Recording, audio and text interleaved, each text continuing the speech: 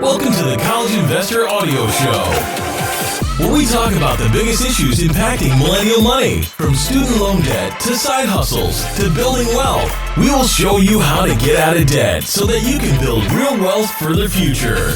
Hey there, welcome to the College Investor Audio Show. So glad you're here today. You know what? We've been there. I've been there, personally. I know what it's like when you're staring at a mountain of student loan debt and you have no idea what the first step is going to be. To try to pay that off. It's just staring at you in the face. We get it. That's why today we're going to focus on 6 really good tips to help you pay off student loan debt. Let's do this thing, because we all know, we've heard about it for years, that student loan debt is a real problem in the U.S., reaching a balance of $1.7 trillion with a T. The average student loan borrower owing upwards of $39,000 in loan debt. It's estimated that roughly 70% of college graduates graduate with some level of student loan debt. So without a good plan to pay off that debt, it's overwhelming to say the least, and it can be a real struggle to even make progress on it. And while it is great that there are a ton of programs and options to help borrowers pay off student loan debt, even that can be overwhelming. It's basically analysis paralysis. It's like going down the peanut butter aisle at a grocery store. How many options do we need? It's peanut butter.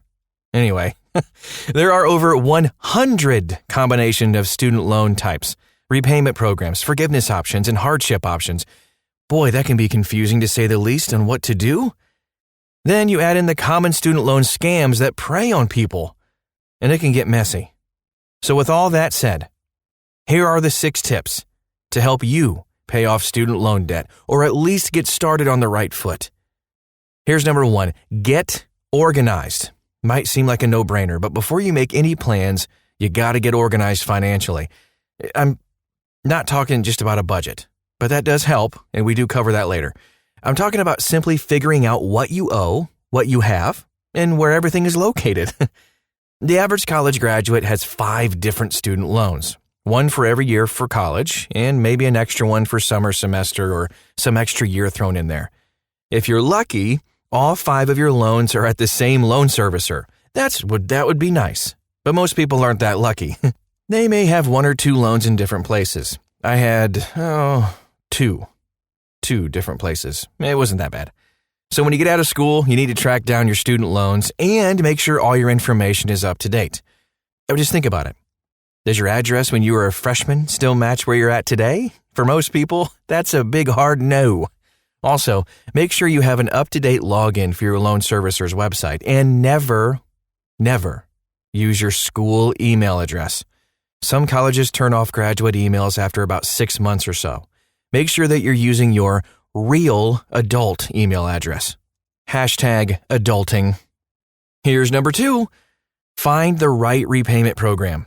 Now that you're organized with your loans, you can start to make a really smart decision on the best repayment program for you. What is the right program? I don't know. That's up to you, but it's really the one that you can afford to make the monthly payments on each month without fail. Keywords there, without fail. There are a lot of options to choose from. The default one is one of the highest monthly payments, the standard 10-year repayment plan. If you're struggling, though, on that plan, consider an income-driven repayment plan, like an IBR, PAYE, or PAY, or REPAY. If you don't know which is best, consider using a tool like Chipper. I like that name. It's Chipper.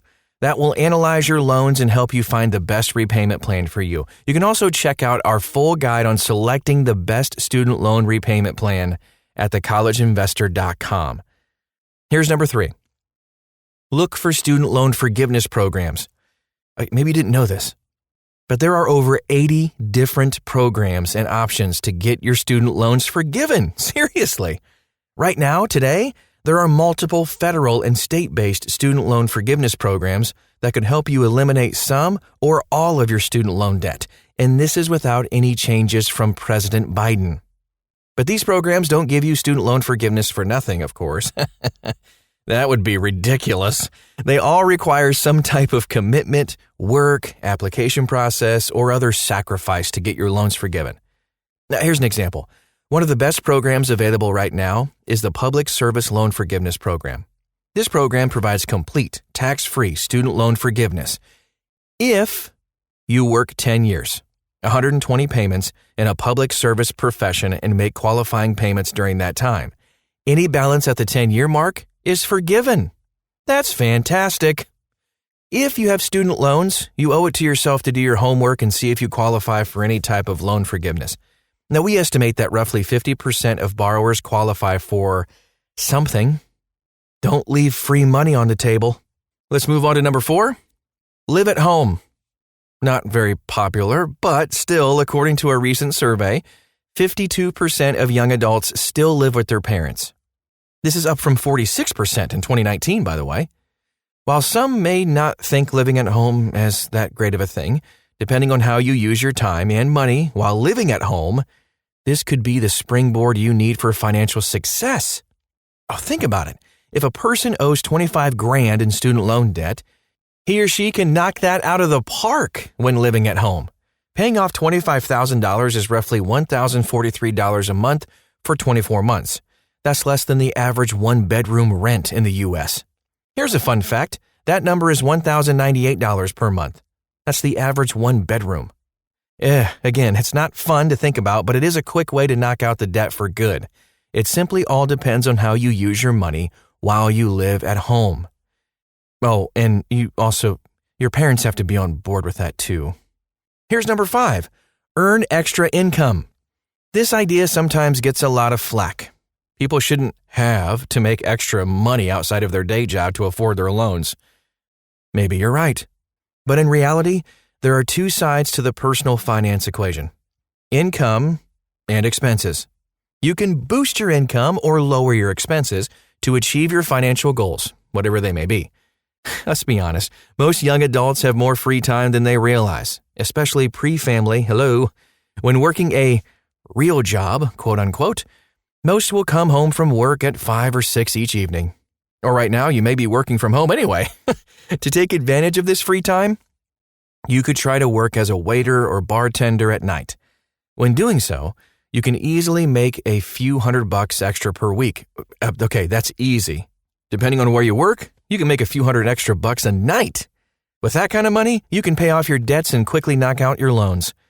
Don't want to get a second job? You can also pick up a variety of side hustles to boost your income. It's insane how many side hustle opportunities there are where you can earn a couple $100 a month. Now, that might not seem like a lot, but it can go a long way to pay off your student loans. Trust me. If you don't know where to start, you can check out our list of the best side hustles right now. That is at thecollegeinvestor.com. Here's number 6. Get your budget right. Here we go with the budgeting. I'm not a huge fan of budgeting, but you do have to at least get the basics of your budget right. You can't spend more than you make and expect to pay off your student loan debt. So a key to this is simply getting the basics of your budget right. Depending on your personality, that's a big deal. This could be very detailed or high level, or it could be extremely basic and bare bones. But you just need to think about what works for you. You should also think about what tools you might use to budget. Again, based on your personality, if you like to use apps, or if you're just a pen and paper type of person, or maybe you're a spreadsheet guru. You people just amaze me. Really. It's just shocking how you can fly right through an Excel. Wow. Anyway, depending on your style, you need to find a budgeting tool that works for you, of course. With your budgeting tool, you can craft a budget and monitor your spending so that you make progress towards your financial goals.